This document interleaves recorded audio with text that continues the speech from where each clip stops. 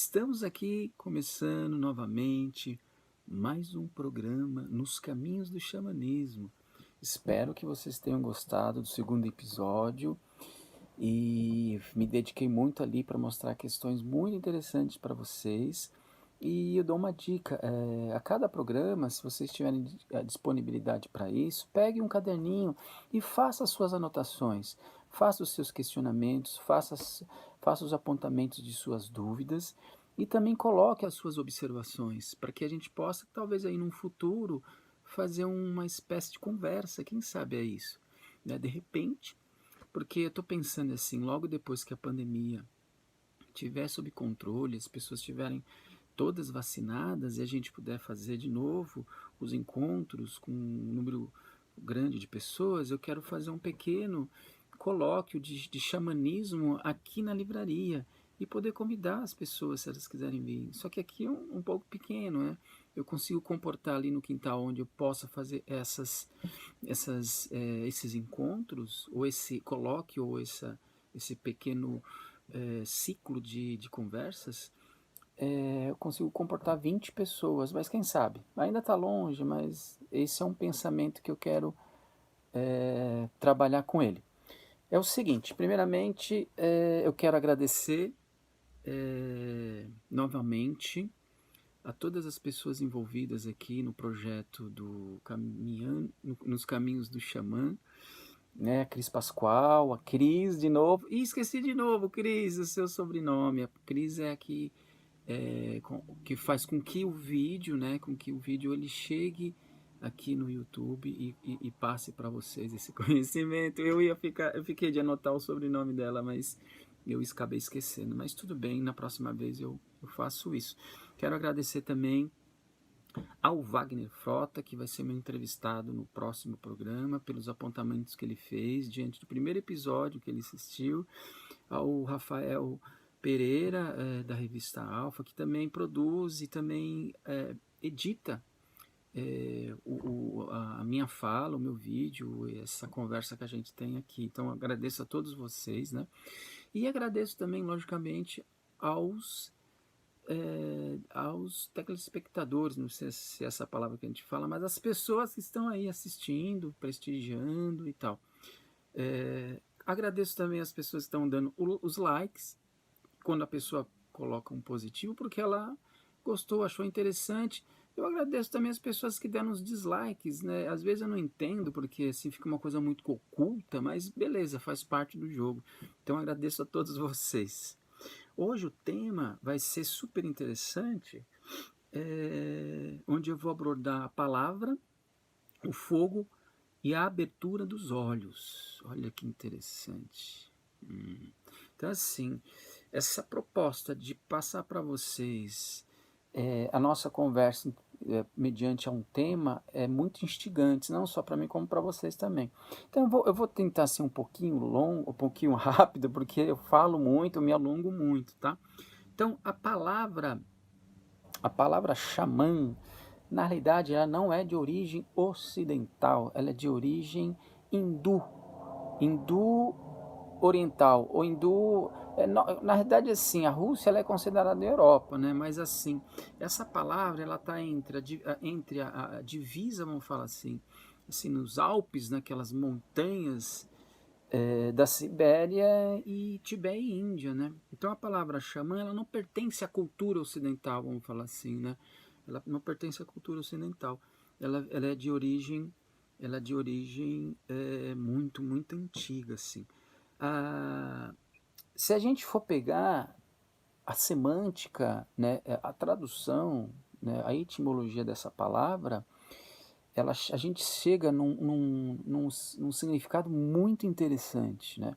Então ela vem da palavra samã ou xamã, né? Samã com S, xamã com X, é de origem de um povo que ainda existe, talvez um dos mais antigos povos ali do norte da Rússia siberiana, que são os Tungus. E é ainda uma outra coisa interessante, a tribo mais populosa da Sibéria. E a língua deles tem como origem a cultura Manchu, que também é uma cultura muito antiga. e significa aquele que vê. Xamã é aquele que vê. Olha que interessante, a palavra xamã. Vamos pensar que a palavra é um objeto semântico, tá? Um objeto etimológico, um objeto que traz um significado através da própria palavra. E muitas vezes até da onomatopeia pode acontecer isso também. Então, xamã vem do verbo sa, né? Que significa ver e conhecer. Então, a gente pode entender que a palavra na sua origem, lá atrás na cultura indo-europeia, porque faz a divisa com o norte da Rússia, é aquele que vê, aquele que faz, aquele que conhece no escuro. Olha que interessante. Esse escuro, ele é colocado pelas pesquisas que eu venho fazendo. Por quê? Na maioria, na sua grande maioria, e talvez na sua totalidade, essas representações que foram feitas nas cavernas, elas foram feitas na escuridão. Então, assim, e a gente pode tentar chegar no entendimento do significado dessa palavra através dessas culturas, das culturas asiáticas, de uma forma geral, né? Das culturas siberianas, das culturas mongol, das culturas russas. Então, é uma palavra que não pertence à cultura ocidental. E aí, o que vai acontecer? O antropólogo ele vai, então, através dessa descoberta dessa palavra, ele vai inventar a palavra xamanismo. E aí causa uma grande confusão, porque se a gente for ver, o xamanismo, a palavra xamanismo, ela pode nos apontar um parecer muitas vezes reducionista para o próprio xamanismo, tá? Isso a gente pode falar até em outras vezes, né? A primeira vez que se ouviu falar dessa palavra xamã, foi por intermédio de um embaixador grão-duque de Moscou, em 1692. Olha só, já não existia o Renascimento, né? E o nome dele é um nome muito complicado, muito interessante. Esse grão-duque de Moscou chamava Ever Isbrantidos. Ever Isbrantidos. O que a gente tem que pensar nesse momento, nesse instante, sobre a questão da palavra ou o significado da palavra? A gente tem que entender que a palavra xamã é um objeto semântico, né? É um objeto semântico, é um objeto que nos dá origem à palavra, origem do significado da palavra, do entendimento da palavra. E eu sou muito ligado a essas questões etimológicas, que na maioria das vezes te dá um caminho muito interessante. Mas no caso do xamanismo, como o xamanismo ele é um fenômeno universal, a gente colocar o nome de xamã para todas as culturas pode ser que a gente tenha um entendimento um pouco reducionista.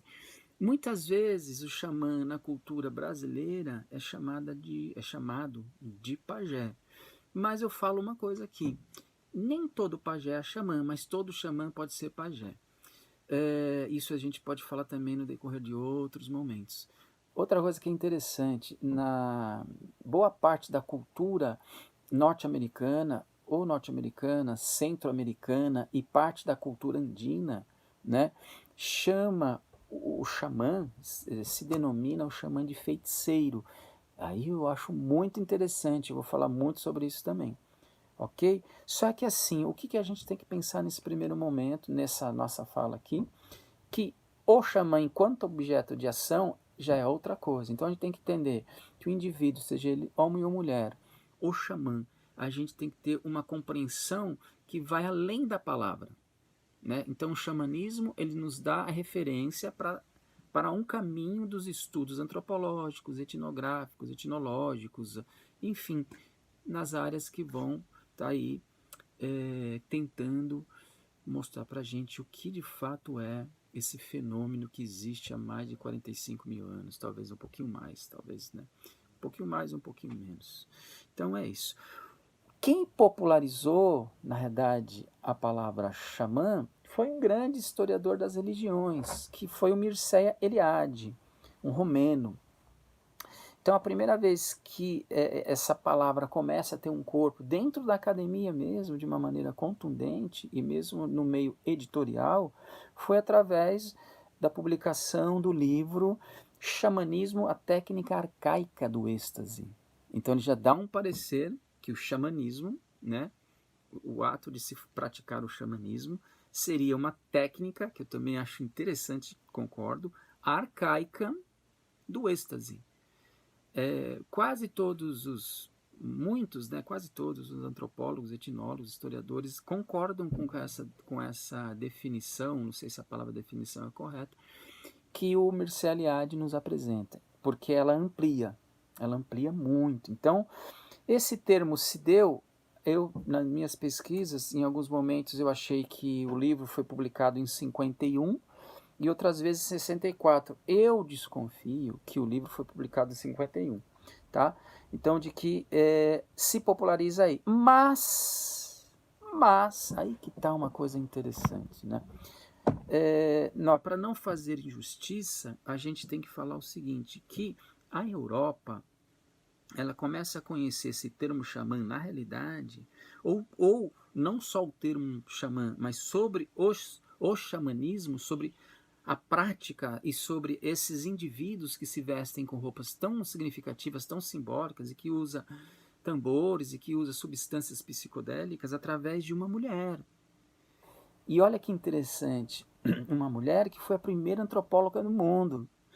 E foi a primeira antropóloga, a primeira pessoa representante da antropologia a conviver de uma maneira etnológica com uma tribo xamânica na Rússia, na Sibéria, né? Que ela chama Marie, que é um pseudônimo, Marie Antoniette Czaplicka. Ela é polonesa de origem, mas se eu não me engano, ela viveu muito na Inglaterra, fez alguns estudos nos Estados Unidos. É interessante que essa antropóloga, Marie, ela fez muitos cursos, sim, na área de antropologia, de etnologia, porque a antropologia estava, de uma certa maneira, nascendo, né? E com ela, a gente vai ter a primeira grande publicação, primeiro nos meios acadêmicos, assim, ainda timidamente, né? E depois vai ser divulgado, deixa eu tomar uma aguinha aqui, para o mundo em 1914, um livro importantíssimo,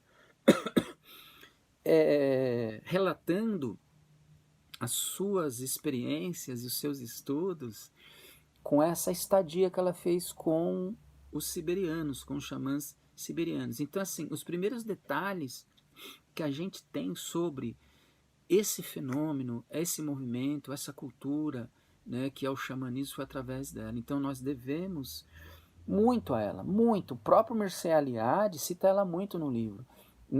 Para nossa sorte, uma editora super bacana publicou o livro dela em português. É um livro que é difícil de achar hoje em dia, ele é um livro que se esgotou, mas eu acho que dá para achar no site de livros usados. Eu dou a dica para vocês pesquisarem por lá. Vale a pena, é fenomenal. Ela é a primeira a dar as questões ligadas à própria questão dos rituais, das vestimentas, do tambor. São detalhes importantíssimos. Mas, infelizmente, gente, uma coisa que a gente tem que falar aqui, a sociedade, a gente sabe, ainda é machista, e naquela época, então, era pior.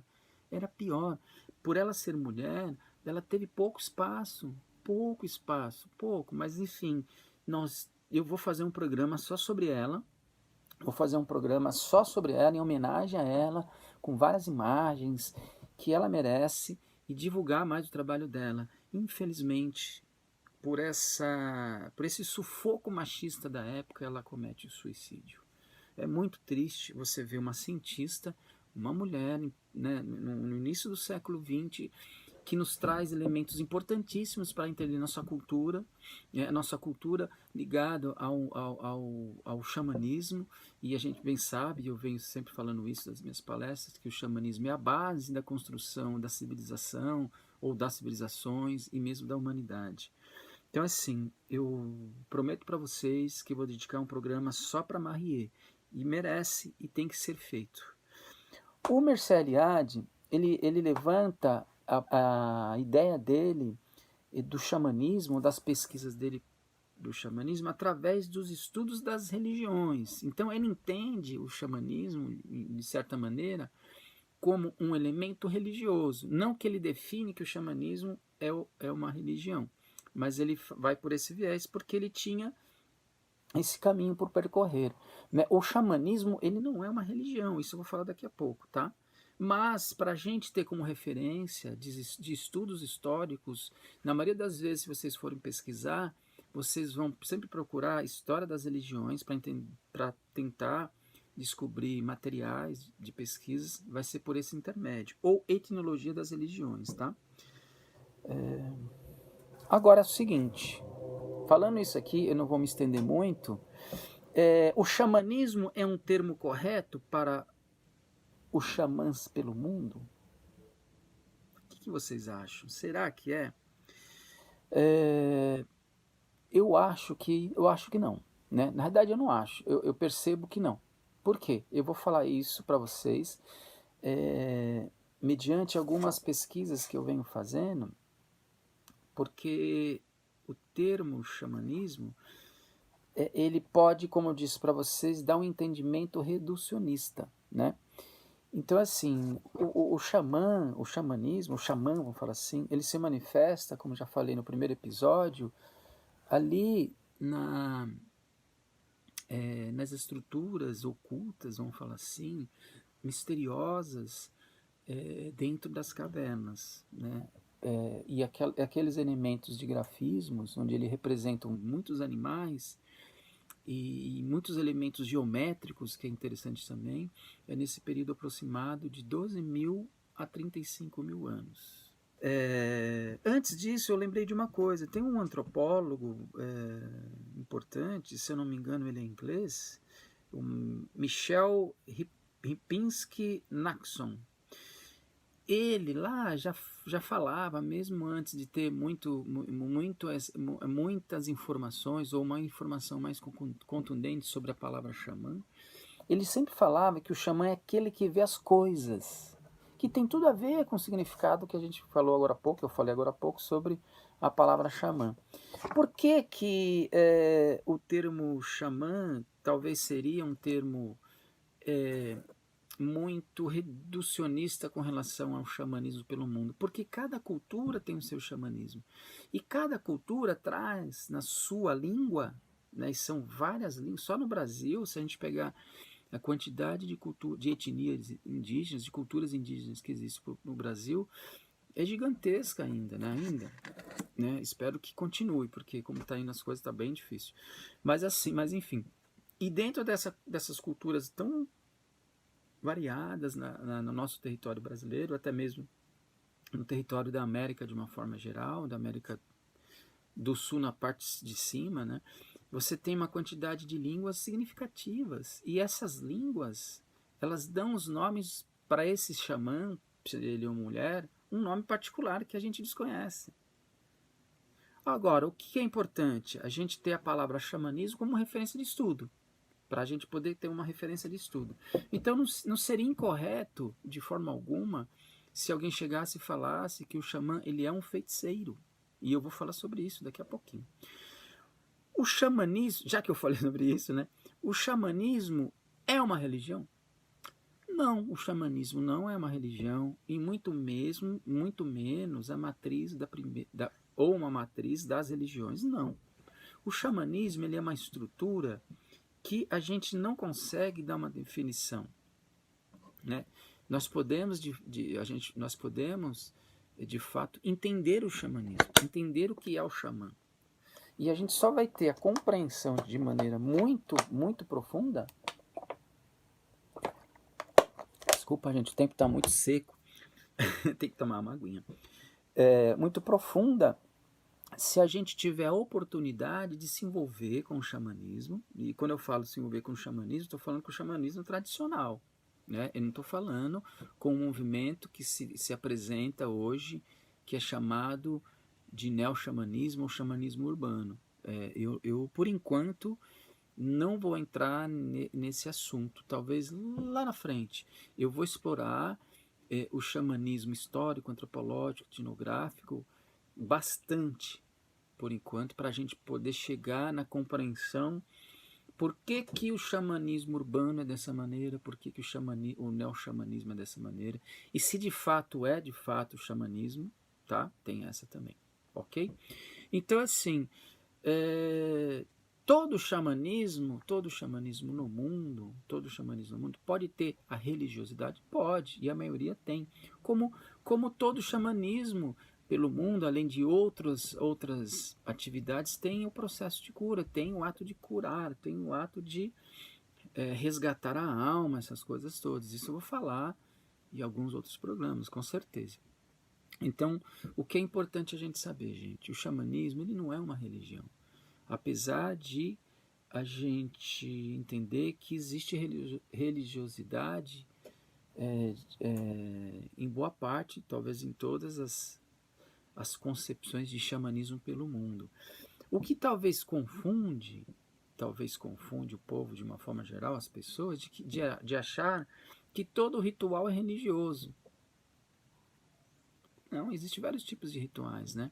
Então, assim, existe sim rituais religiosos dentro do xamanismo, não tem problema nenhum, isso faz parte até da cultura.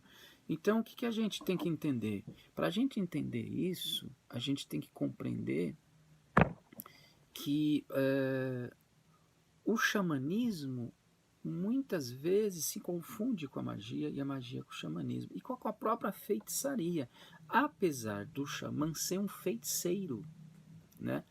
E por que é importante a gente falar isso? Porque assim, o que difere então o xamã feiticeiro de um feiticeiro bruxo? O xamã, ele tem um domínio das técnicas arcaicas do êxtase. Ele é um ser que produz o transe. E ele consegue, de uma certa maneira, transitar por realidades não humanas. E essas técnicas que eles empregam, e não é só o uso de substâncias, um gorro que ele coloca, um artefato que ele coloca, uma roupa que ele coloca, o uso de um instrumento musical, e muitas vezes sendo um tambor, às vezes uma flauta, já promove de maneira muito significativa o processo dele de movimento dessa realidade para outras realidades. Então, isso seria uma diferença meio básica, né? Mas assim, todo xamã é feiticeiro, mas nem todo feiticeiro é xamã. E o bruxo, né? É que assim, você tem a feitiçaria, bruxaria e magia. Magia é sempre cerimonial. A magia, ela é quase que uma missa, né? Vamos falar assim. Então você tem aqueles paramentos que aquelas roupas ali, elas são mais indumentárias, vamos falar assim. Lógico que tem um significado, mas ela não traz os elementos de transe, como acontece com os xamãs. Quando o xamã coloca aquela roupa pesada, é muito pesada porque você tem prego, você tem vários elementos naquela roupa. Toda aquela estrutura simbólica de objetos, de adereços que tem na roupa de por exemplo, de um xamã siberiano, o ato dele colocar aquela vestimenta já provoca nele uma alteração química, física e biológica no corpo.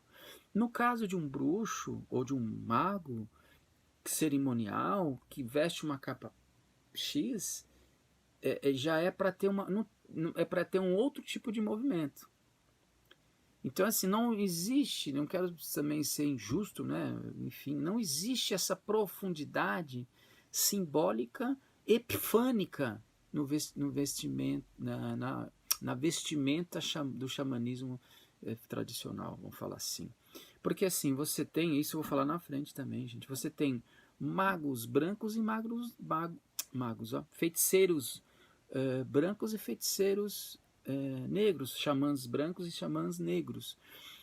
Mas isso tem a ver com a técnica, tem a ver com o território que eles trafegam nessas realidades. Logicamente que esses termos são termos muito complicados em termos de história, né? O que é um mago branco, o que é um mago negro, o que é um feiticeiro branco.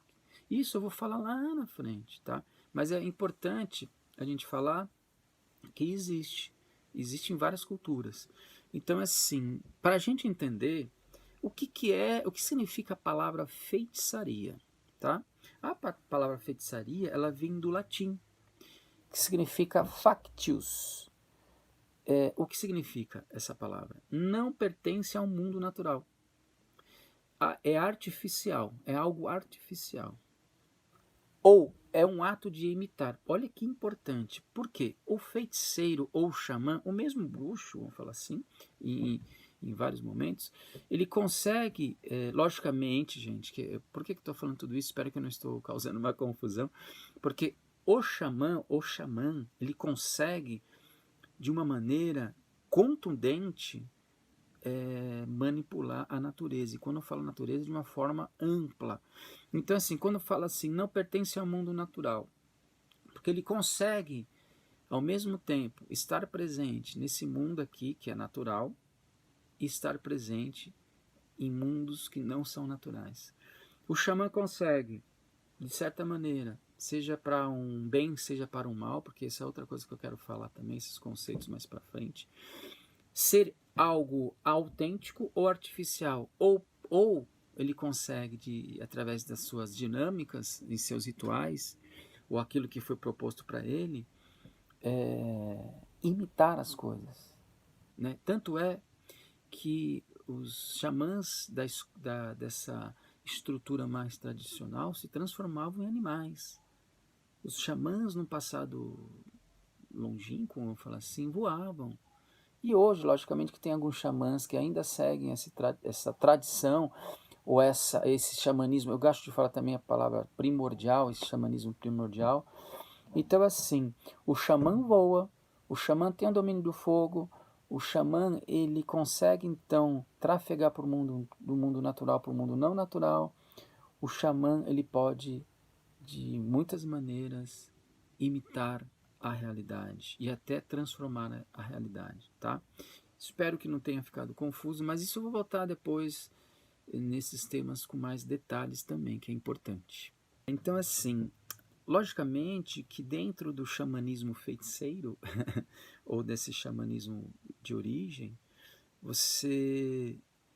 Porque assim, o que é interessante, a questão da imitação, o ato de imitar, o ato de fazer, o ato de dar um salto, o que é isso? O xamã consegue, através de elementos que compõem toda a sua estrutura, como eu disse, desde a vestimenta até o uso de elementos psicodélicos, ir para realidades impossíveis para o homem comum. E até mesmo determinados bruxos e feiticeiros não conseguem, e o xamã consegue. E ele consegue dar esse salto, e ele consegue operar, e ele consegue fazer. Então ele é um artífice, um artífice, né, de fazer de uma realidade uma outra realidade, ou ir de uma realidade para outra realidade.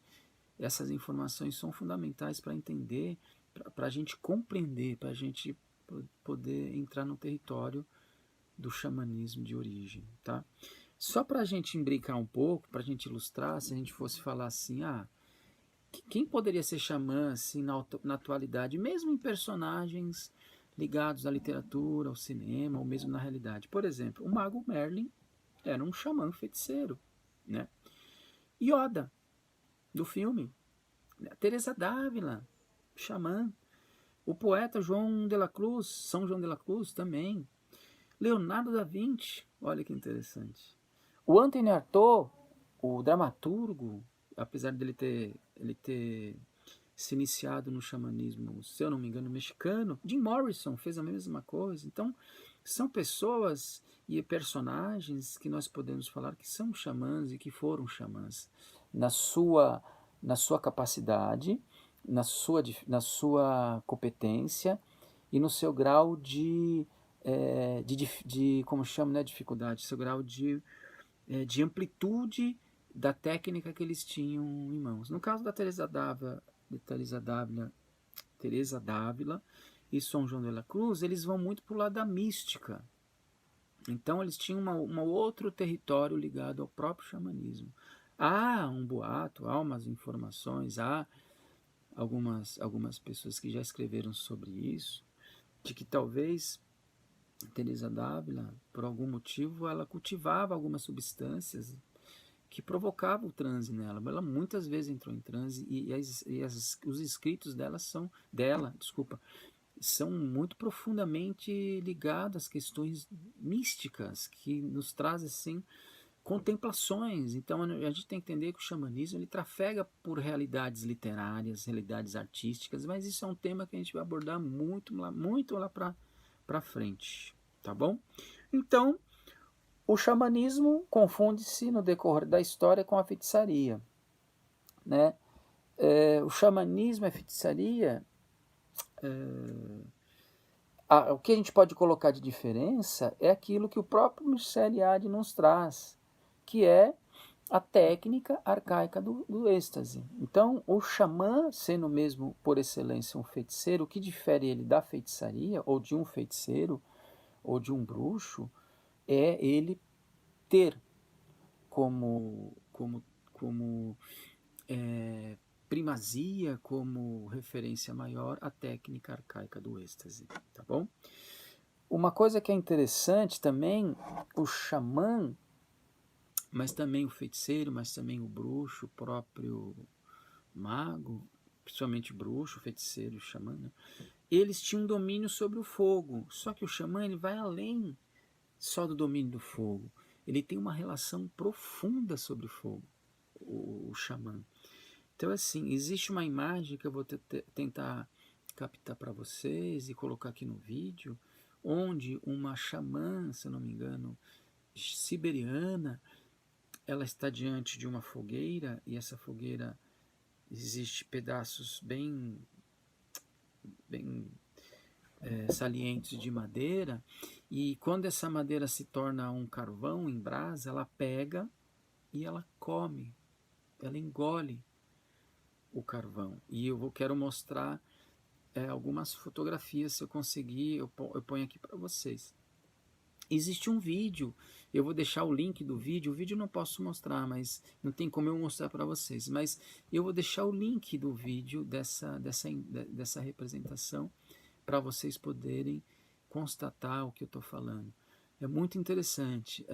Esses xamãs, seja ele homem ou mulher, depois de vários processos ali, por horas, depois de ter usado, né, já está com a vestimenta, já está com tudo que levou essas pessoas a ter uma dinâmica profunda no seu transe, eles, quando eles chegam nesse ápice de usar a brasa ou o fogo, é que esse fogo traz determinados espíritos que eles precisam acessar, conversar ou mesmo entrar em combate. É algo muito interessante, cara. Então, assim, o xamã, eles acreditam, né? Eles acreditam mesmo, e a prática para eles traz essa referência de que o fogo traz um dom, logicamente que a cultura deles não vai usar esse termo, né? Que traz um dom aos estáticos para com ele ver espíritos e iluminar seus olhos com a visão. Lembra o título da nossa conversa aqui? Não é? Olha cá. A palavra, o fogo e a abertura dos olhos. Então, assim, quando o xamã, diante de uma estrutura que ele, de uma missão, vamos falar assim, ou de um trabalho, porque muitas vezes o xamã, em muitas culturas, denomina a pessoa que o contratou de cliente. Olha que interessante, a gente vai falar disso também.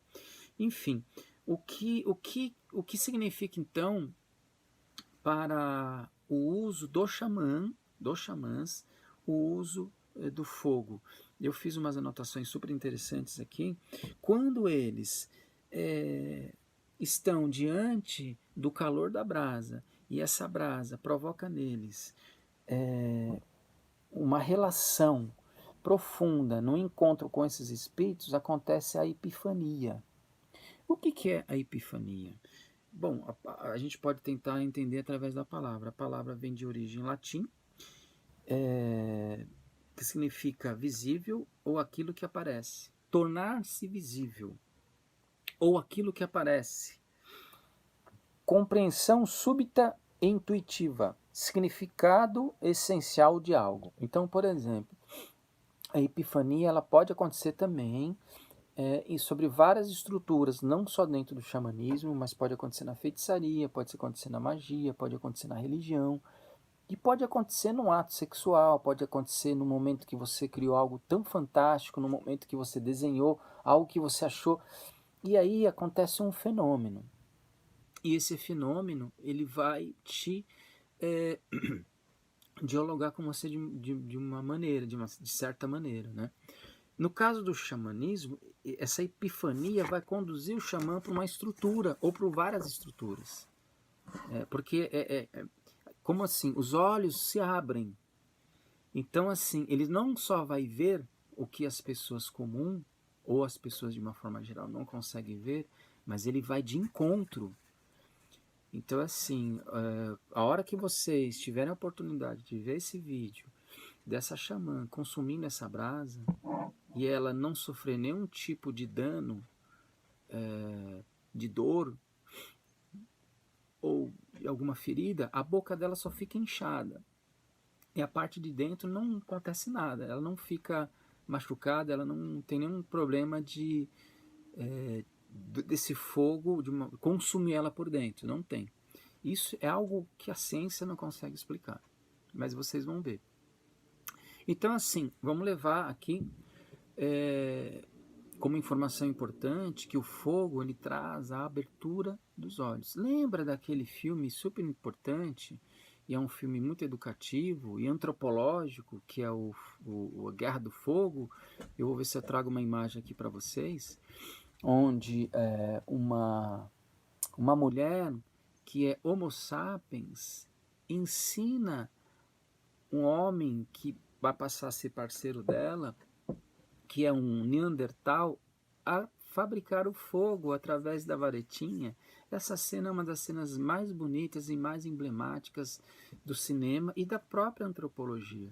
E ali ela tá, e ele fica tão encantado, e essa coisa de a gente falar dos olhos, né? Ele começa a regalar os olhos, porque como eles não falavam, ele emitia uns sons pela boca, que só aquele gesto dele já te comove muito. Então, assim, o fogo, ele é um elemento de início primordial e ainda continua no trâmite da relação do xamanismo com nossa realidade e com outras realidades. Então, assim, essa epifania, ela traz, então, a dinâmica de iluminar com a visão. A visão passa a ter uma iluminação. Vale lembrar, quando eu falo luz, iluminação, não tem nada a ver com essa ideia de que a luz é melhor que a escuridão. Isso aí é uma coisa que é trazida, e a gente estuda um pouco história, a gente sabe, através do movimento New Age, onde tudo que é bonito é luz e tudo que é perverso e maligno é escuridão. Né? E tudo que é bonito e sagrado é branco, e tudo que é nevasto e maligno é preto. Isso não existe. Isso é uma invenção, né? Então é assim, vamos se tornar todos iluminados. Gente, a gente tem que estudar as coisas para entender. Então assim, no xamanismo não existe isso, que a escuridão é maligna, ou é pior, ou é melhor, ou a luz é melhor ou é pior. Isso não existe no xamanismo, tá? Quando eles falam iluminar, é de fato trazer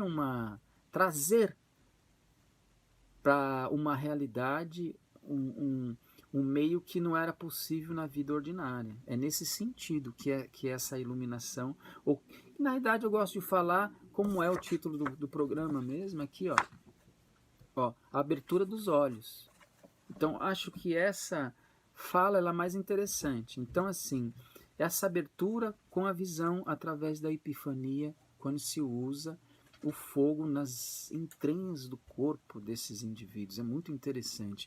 Tem uma coisa aqui que é legal. Alguns xamãs da Europa tinham uma relação tão profunda com o fogo, olha que interessante, que muitas pessoas, às vezes, os espíritos do fogo os tomavam.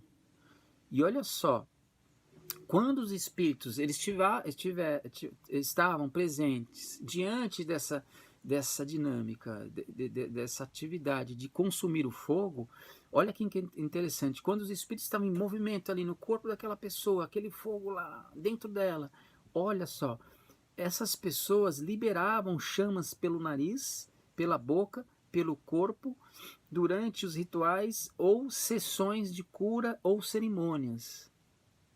Isso, se acontece aqui na cidade, no meio urbano, a gente vai ficar totalmente assustado, mas isso é possível. Vale lembrar que existem muitos registros de pessoas que morreram de autocombustão, o corpo pegou fogo. Isso é um grande mistério para a ciência, mas isso tem relatos.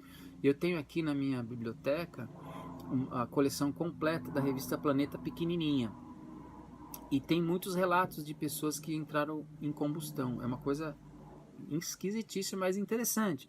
E talvez tenha a ver com essa questão do próprio fogo, né?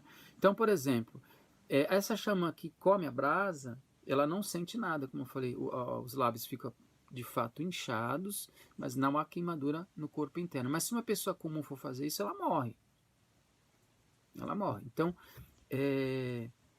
há um processo químico no corpo desses indivíduos que ainda a biologia não consegue nos dar um parecer. É isso que é o xamanismo, gente.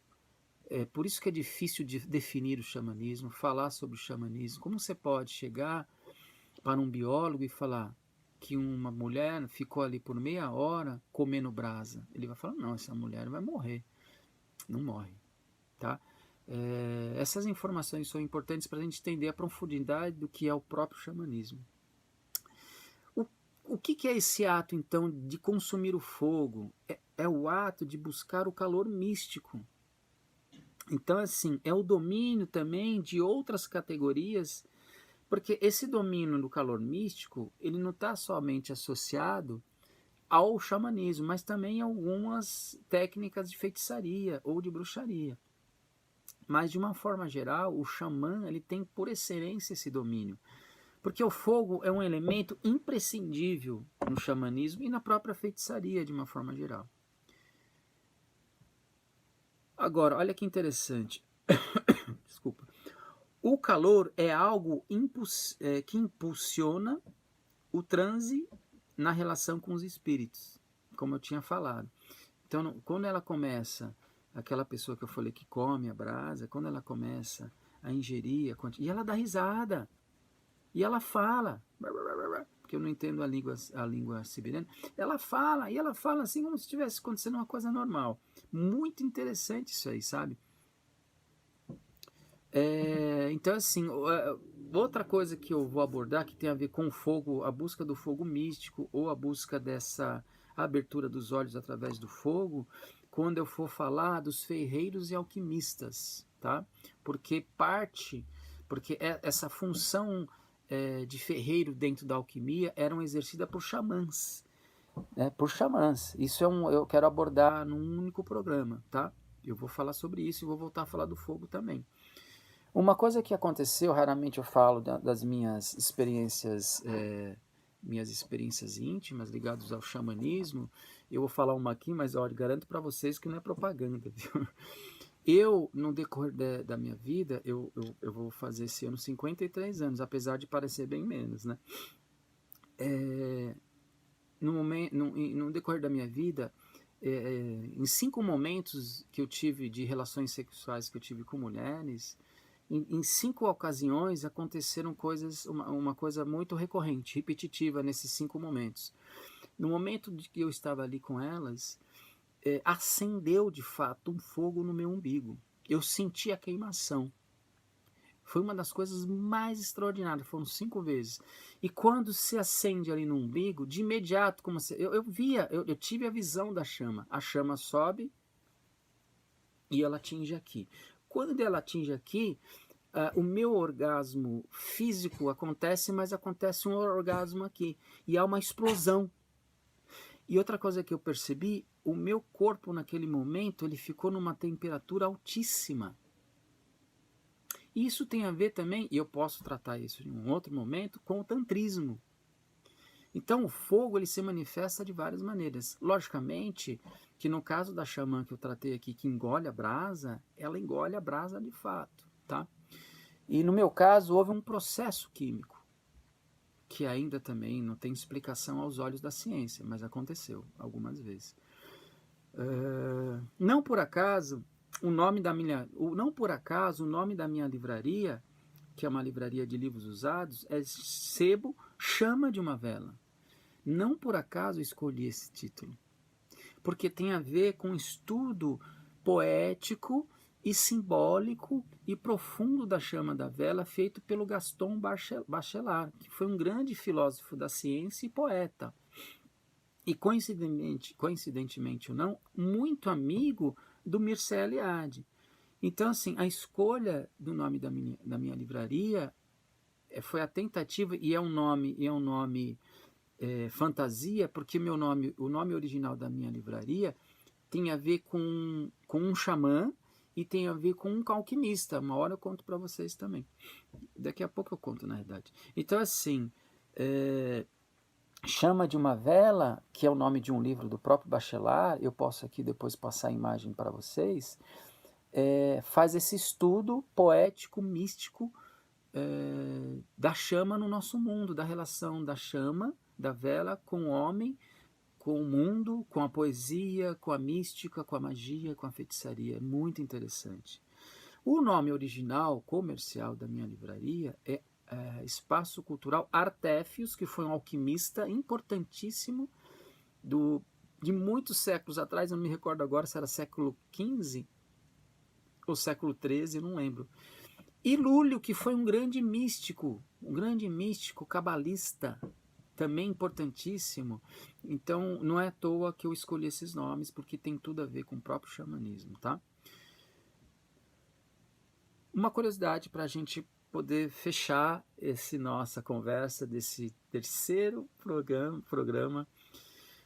Olha que interessante, muitos bruxos e feiticeiros, até mesmo xamãs, para que o corpo dele tivesse, então, uma situação de calor, já que ele não tinha o recurso do fogo, eles comiam pimentas super picantes, ou algumas plantas muito ardentes, e bebiam água com sal. E aí provocava, então, um aquecimento, um calor no corpo, para que eles pudessem, então, realizar os seus feitos, seja ele de feitiçaria ou outras habilidades que eles estavam ali na organização dos seus atos mágicos, assim. Então é o seguinte, gente. Eu quis apresentar nesse programa para vocês um pouquinho. Eu sei que o tempo é um pouco curto, né? Espero que eu não tenha falado rápido, porque dessa vez eu consegui abarcar, acho que praticamente tudo que eu pensei para falar com vocês aqui. Eu estou escrevendo um livro, isso que é importante falar, que tem a ver até com essa questão da abertura da visão, né? Da abertura dos olhos, eu estou escrevendo um livro já vai fazer 3 anos, acho que mais. O título é A Humanidade Adormecida, onde eu vou falar de xamanismo. Em alguns capítulos eu vou falar dos fenômenos aliens, mas o objetivo é falar sobre xamanismo.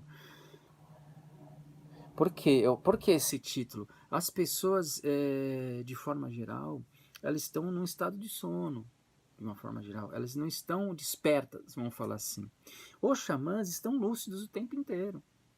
Eles estão com os olhos abertos. Então, por isso que eu vim escolher o título desse meu livro, que, quem sabe, ano que vem, eu publico ele e vocês vão ter em mãos. Nos 2 últimos vídeos, né, nos 2 primeiros programas que eu fiz, eu falei da ausência e presença do humano. Então, para fechar essa nossa fala, esse terceiro programa que eu faço com tanta dedicação e carinho para vocês, eu queria só apontar uma coisa. Então, assim, como eu levantei ali que no primeiro programa a gente tinha a ausência e a presença do humano na relação xamânica diante daquelas estruturas tão magníficas de pinturas feitas naquelas cavernas, eu coloco o seguinte: o humano está O humano está quando ele exerce a pintura ritual ao mesmo tempo. Então, o humano está presente quando ele exerce a pintura. Quando o humano, que é o xamã, está ali diante daquelas rochas, dentro de uma caverna, exercendo a pintura. Mas, ao mesmo tempo, desculpa, ele está ausente, porque ele traz no corpo dele um outro personagem, que é o próprio xamã, em condição, é o próprio indivíduo, desculpa, em condição de xamã. Então, a ausência humana, a presença dos xamãs é quando ele próprio. Ixi, gente, me atropelei aqui. Eu escrevi, mas escrevi tudo errado. A ausência humana, quando os xamãs apresentam a ele próprio como um não humano, e sim um ser antropomorfo. Ah, entendi. Então é assim, a ausência humana é quando ele se representa enquanto animal, tá? Enquanto animal, um ser antropomorfo, com cabeça de, no caso da Lascaux, né, com cabeça de animal e corpo humano. E a presença do humano é quando ele se manifesta através da pintura. E a ausência e a presença são constantes no xamanismo, porque ele está humano e está xamã em vários momentos. E essa dinâmica é interessante, que o xamã tem sob controle, tá? A invisibilidade que eu falei no segundo programa é quando o xamã assume a realidade dele enquanto não humano. Ou seja, o corpo humano dele está na invisibilidade com relação a nós, na realidade humana. Então, assim, quando ele acessa o que a gente vai chamar de duplo. E eu vou ter um programa, né, mais pra frente, que eu vou falar sobre o duplo. Gente, eu quero agradecer mais uma vez, com todo o carinho, com todo o afeto, a presença de vocês. Dessa vez eu acho que eu alonguei um pouco esse programa aqui, mas eu faço com muito carinho. Peço que vocês se inscrevam no canal, deem a sua curtida. Eu vou deixar meus contatos sociais e virtuais para que vocês, se vocês tiverem a necessidade e a vontade de me conhecer, estão lá. Desejo a todos sempre curiosidade, carinho e pesquisem, estudem. É tão prazeroso, é tão bacana e estou aqui para servir vocês. Um forte abraço e tudo de bom. Até a próxima. Valeu, obrigado.